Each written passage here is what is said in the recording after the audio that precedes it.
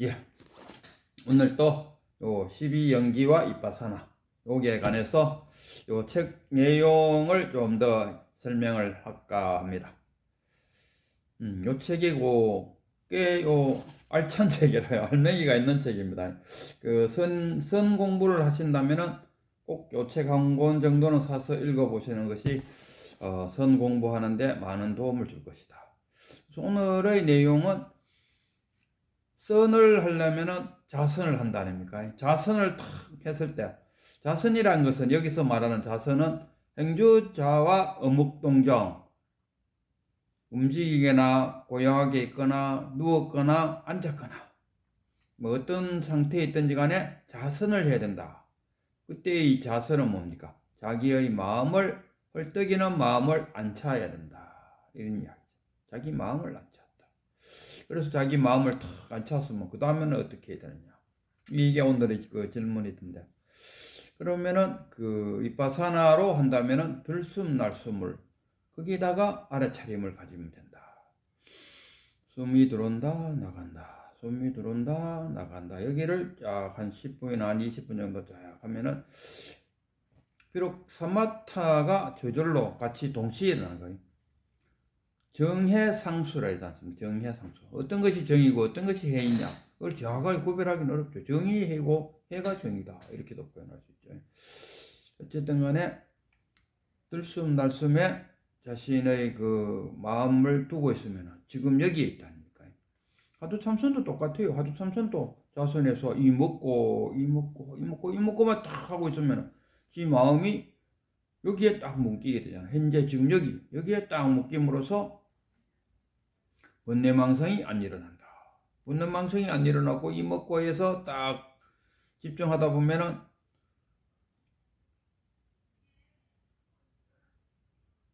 지혜가 생긴다. 어떤 지혜? 무상, 재행무상이다. 재행무상이다.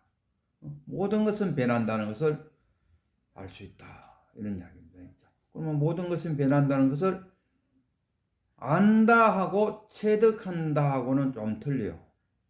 지식과 지혜가 다르듯이 이 지식으로 받아들인 것은 하나의 지식이기 때문에 또 누군가가 다른 지식을 이야기하면은 그쪽으로 휩쓸려 버려요. 그러나 자기가 탁 체험한 거는, 이거는 그 어떤 사람이 와서 뭐라 해도 잘 안 바뀌죠. 이게 체득한 거예요. 우리가 습관, 어릴 때부터 쫙 형성되어 있는 습관, 그런 것들은 참 바뀌기가 어렵다 아닙니까? 행동주의 심리학에서는 나쁜 습관은 더 좋은 습관으로 대체시킬 수 있다. 그 어린아이들 손 빠는 거, 뭐 틱 같은 행동도 보상을 해줌으로써 그 틱에서 벗어날 수 있다. 이렇게. 그러나 그 83살 버릇이 80 간다 하듯이 참 자기가 체득한 것은 바꾸기가 어렵다. 그래서 이 체득을 해야 된다. 이런 이야기입니다. 들숨날숨을 하면서 모든 것은 재행무상이다. 무상을 알므로써, 무상이니까 괴로움이다. 고를 안다. 고를 안다면은 우리가 사성제에서 고성제를 한다. 고진멸도 아닙니까? 그래서 이 부처님은 수행 중에서 사념체를 강조하죠. 그 사념체가 뭐 신수신법이잖아요. 신수신법. 신, 내 몸. 신수, 그러면 뭐야? 몸의 접촉. 신수심, 마음이 뭡니까? 식 빼고, 색 빼고, 수상행식이 아니에요. 수상행식. 수상행식이 마음이죠. 식은 뭐냐? 아는 것. 우리가 그 의식상에서 생멸이 일어나니까, 의식, 그 마음은 일어났다 사라져, 일어났다 사라져, 끝없이 일어났다 사라져, 일어났다. 그러니까 무상이죠. 그 무상되었지만은, 그 무상, 일어났다 사라지고 일어났다 사라졌지만은 일어난 그것이 완전히 사라지지 않고 식에 저장된다. 식에 저장되어 있다. 물론 뭐 부처님 이런 데로 아마 식에 저장되어 있는 것도 변화가 일어나겠죠. 프로이드도 자신의 그 정신분석학적 이론을 이야기하면서 의식, 무의식, 전의식, 의식, 무의식. 그러니까 한 번 본 것은 무의식 속에 다 저장된다. 우리가 밤길을 걷다가 저기서 불빛을 비추고 오는 자동차가 나를 탁 치고 뺑소니 쳐버렸다. 근데 나는 그게 불빛 밑에 있는 그 차의 번호판을 보았다. 그 본 번호판은 무의식 속에 저장되어 있다. 그래서 인출 단서만 있으면 다 끄집어낼 수 있다. 그래서 이 체면 상태에 들어가서 자, 자동차가 온다. 불빛이 비추고 있다. 그 불빛 밑에 자동차 번호가 보인다. 거기에 숫자가 적혀 있다. 그 숫자를 한번 읽어보시오. 이러면은 체면 상태에 있는 사람이 그 숫자가 탁 떠올라갖고 무의식 속에서 끄집어낸 거죠. 끄집어내갖고 탁 이야기한다. 그래서 우리가 프로이드가 말하는 무의식과 이 유식학에서 말하는 팔식과 똑같다. 그러니까 프로이드가 유흥과 결합이 돼갖고 프로이드도 불교에 대해서 어느 정도 알고 있었지 않았을까. 그러니까 무의식이라는 우리가 유식학에서 말하는 팔식을 자신의 이론에 넣었다. 이런 이야기입니다. 그래서 보면은 이 불교가 우리 상담 심리학의 근원이다. 최초다. 이렇게 표현해도 뭐 지나친 표현은 아니다. 이렇게 이야기. 그래서 어떤 간에 자선을 하면은 이 들숨 나숨을 통해서 자신의 마음을 안정을 시키고 알아차림을 통해서 무상임을 알고 무상을 알므로써 지혜가 생겨서 모든 것은 변하는 것은 고라는 것을 알고 또 무아, 오온 우리가 지금까지 나라고 여겼던 나의 기본, 나의 상태 그 나는 없다. 색과 수상 형식으로 구성된 것이 그게 오온이지 않습니까? 나는 오온이다. 그러므로서 나의 한 지금까지의 그 나 고정된 실체가 없다. 내가 기분이 나쁘다는 것은 무엇을 말합니까? 기분이 나쁘다는 것은 일단 색은 작동하지 않았다 이거. 물질과 정신으로 나눴을 때 물질은 그냥 두고 정신, 색, 수상, 형식. 수상 형식이 움직였다 이거라.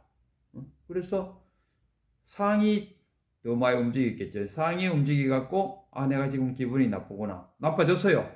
그것을 탁 알아차린다. 내가 상이 작용을 해서 내가 지금 기분이 나쁘구나 하는 것을 탁 알아차린다. 이거 알아차림. 비파사나가 요구하는 것은 그겁니다. 알아차림. 깨달은 자와 깨닫지 못하는 자의 차이를 나눈다 해도 그 나누는 기준점이 뭐냐? 알아차림입니다. 법륜 스님도 강의에서는 누군가 질문했어요. 스님 또 그럼 기분 나쁜 일 있어요? 있지. 스님 또 그러면 미워하는 사람 있어요? 있지. 그럼 어떻게 합니까? 나는 탁 알아차린다. 내가 저 사람에 대해서 내가 지금 기분 나쁘다는 느낌이 떠올랐구나. 상이 작용을 했구나. 이거 아닙니까? 그걸 탁 알므로써 그 기분 나쁜 감정이 사라져요. 번뇌망상이 막 일어나는 그 번뇌망상도 떼거리로 오는 것이 아니고 한 줄로 줄 서옵니다.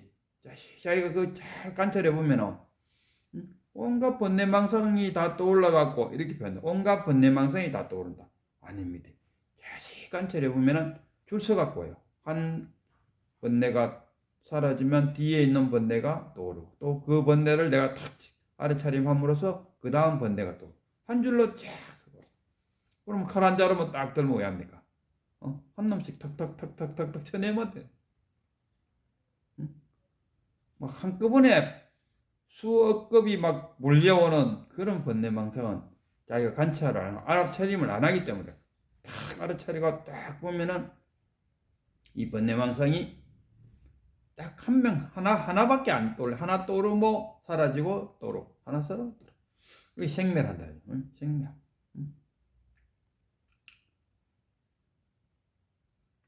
그리고 그 생멸하니까 죽고 사는 거 아닙니까?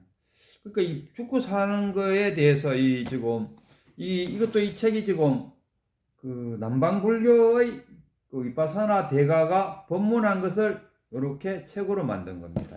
그래서 저도 그 남방불교를 좀 엿볼 수 있는 기회가 왔죠. 그래서 남방불교는 크게 이야기하면 우리는 북방불교잖아요. 북방불교에서는 49제를 지내요. 죽으면은 염라대왕 앞에 가서 또 뭐 7번의 뭐 재판을 받고, 그러고 영화까지 나왔다 아닙니까? 저도 그 영화를 봤어요. 뭐 상편, 하편 두 번 났는가? 하편은 뭐 왜 봤는지 안 봤는지 기억은 없는데, 하여튼 상편은 충격적이었어요. 새로웠으니까. 거기 보면은 뭐 어쨌든 간에 뭐 7번을 재판을 받고 마지막에 또 염라대왕한테 와갖고 지옥 갈란지 뭐 천국 갈 전당 갈 건지를 결정하고 뭐 어쩌고저쩌고. 근데 남방불교에서는 그게 없어요. 남방불교는 탁 그 죽는 순간에 바로 다시 윤회를, 연기법에 의해서 윤회에 의해 갖고 다시 탁 태어난다. 우리하고 좀 틀리죠. 그 남방불교는 뭐 귀신이라는 존재를 허용하지 않아요. 왜? 죽으면 바로 다시 태어나 버리니까. 사람으로 태어나든지 뭐 축생으로 태어나든지, 아니면 저기 우리가 살고 있는 게 우리가 살고 있는 이 세상이 속개잖아요. 욕계, 색계, 무색계지 않습니까? 그래갖고 전부 다 하니까 31개의 천이 있다 아닙니까? 그 31개 중에서 어디로 날 것인가? 지옥, 아기, 축생, 아수라, 인간, 천상이지 않습니까?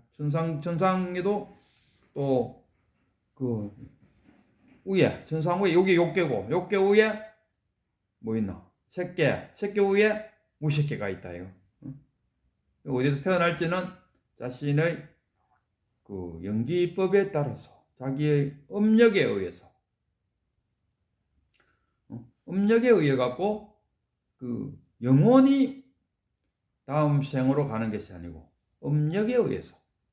그러니까 선한 짓을 했으면 선한 업력이 있을 거고, 아까 불선이면은 불선의 업력이 있을 거고, 그 업력이 다만 다음 생에 뭐 연결된다. 그 연결 이렇게 이야기.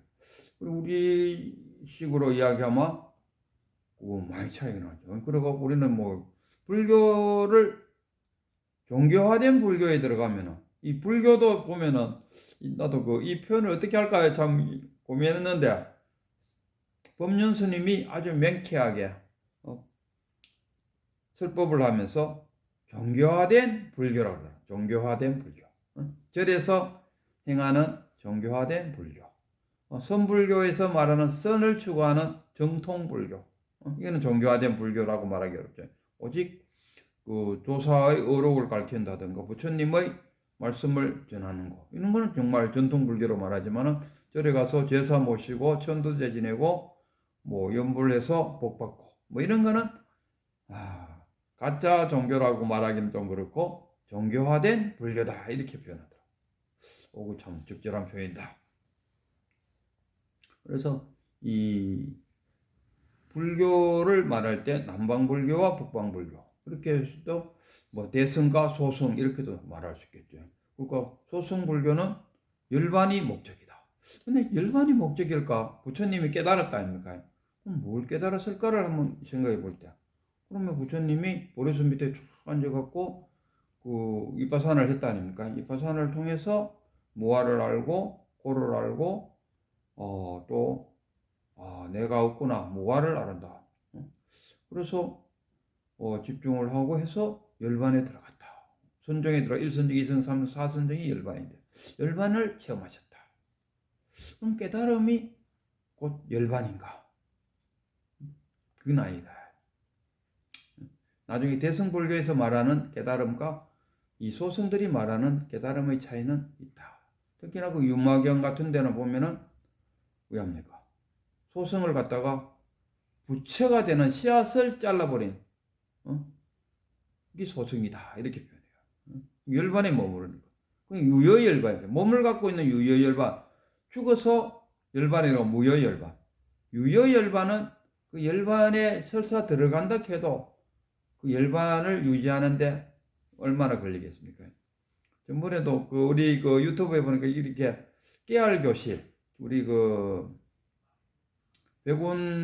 백운함에 가면 백운 스님이 주기적으로 이 깨알교실을 운영을 해요. 그래갖고 깨치고 싶은 사람들이 와서 뭐 한 일주일간 이렇게 우리 큰 스님 밑에서 교육을 받고 이렇게 앉아갖고 이제 좌담회 하는데 큰 스님이 이렇게 물병을 들고 이렇게 편안한 자세를 이렇게 취하고 있는데 어떤 여신도가 여학생이 스님한테 스님 열반이 뭐라요? 물었어요. 그러다가 이렇게 있다가 빙긋이 웃으면서 나 지금 열반에 있었는데 질문하는 바람에 내가 열반에서 나와버렸대. 열반이란 뭐냐 했을 때 오온이 작용하지 않을 때 오온이 작용하지 않을 때가 열반이다. 이 오온이 작용하지 않을 때도 있겠지만 끊임없이 생멸이 이루어지는 이게 오온인데 그 열반이 얼마나 오래가겠습니까? 그러니까 오온이 작용하지 않는 그 시간이 얼마나 되겠네요. 그러나 어쨌든 간에 짧게 열반을 체험했다면은 그게 수다원이라고 그러더라고. 열반을 체험한 그 상태가 수다원이다. 그 다음에 이제 단계로 올라가고 사다함이고 뭐 아라함인가? 아라함이고 그 다음에 아라한이다. 뭐 이래야 안 되겠습니까? 그래서 열반이 목적이다. 우리가 참선 수행하는데 열반이 목적이 될 수가 없다. 열반이 깨달음인가? 그럼 부처님 열반 들어가는 것을 깨달음이라고 말했을까? 그건 아니에요. 깨쳐보면 알아. 깨쳐보면 열반은 부처님이 깨달은 그 깨달음은 아니다. 내가 없는데 또 무슨 또 참나가 있단 말이고 이렇게 표현한답니다. 그 참나와 무아의 차이는 뭐냐? 무아 했을 때 나라고 내세울 고정된 것이 실체가 없다. 나의 자존심이 그런 것을 허락하지 않아. 이렇게 딱 이야기한다. 나의 자존심이 허락하지 않아. 나의 목숨을 걸고 내가 이야기하겠다. 뭐 이렇게 한다. 그러니까 나라는 것을 있다는 것을 전제로 말한다. 그런데 불교에서의 무아는 나가 없어요.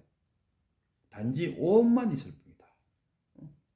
근데 우리는 나의 몸, 나의 생각, 나의 느낌 뭐 다 나를 붙인다. 그 나를 붙이는 이유는 뭐냐? 만약에 나가 없으면은 나의 생각하면은 나의 생각이 이렇습니다 하고 표현해야 되는데 나가 없다고 나자 빼보고 나면 나의 그냥 생각하면은 누구 생각인데 이런다고 합니까? 그래서 큰 스님들 이렇게 법문을 들어보면은 큰 스님들 첫 마디가 이렇습니다. 내가 이런 말을 하는 것은 벌써 나의 허물임을 무릅쓰고 내가 허물을 지은정 말을 해야 그대들이 참나가 있다는 것을 알 거 아닌가요?